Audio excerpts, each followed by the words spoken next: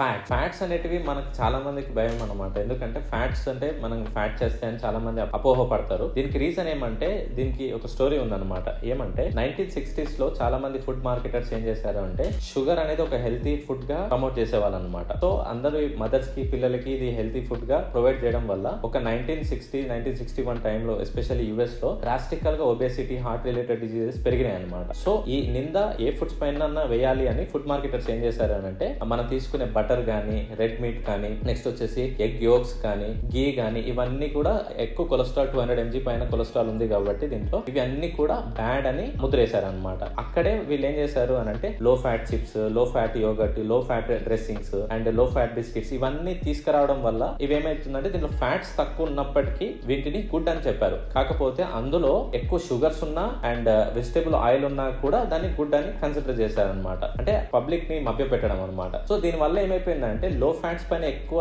చాలా మంది జనాలకి ఇంట్రెస్ట్ పెరిగింది, కానీ ఎన్ని న్యూట్రియన్స్ వాళ్ళు గుడ్ ఫ్యాట్స్ తీసుకోకపోవడం వల్ల లాస్ అయిపోతున్నారు అనేది వాళ్ళకి అర్థం కాలేదన్నమాట. చాలా టైం పట్టింది. So this is the main reason. Fats, లో ఫ్యాట్స్ ఇవన్నీ కూడా బుల్షిట్ అనమాట. కాబట్టి మనము హెల్దీ ఫ్యాట్స్ పైన ఫోకస్ చేయాలి. సో మీరు మీ ఫ్యాట్ లాస్ ని హెల్దీగా ఫ్యాట్ లాస్ అవ్వాలనుకుంటుంటే కామెంట్ చేయండి ఆర్ డిఎం చేయండి. Thank you very much.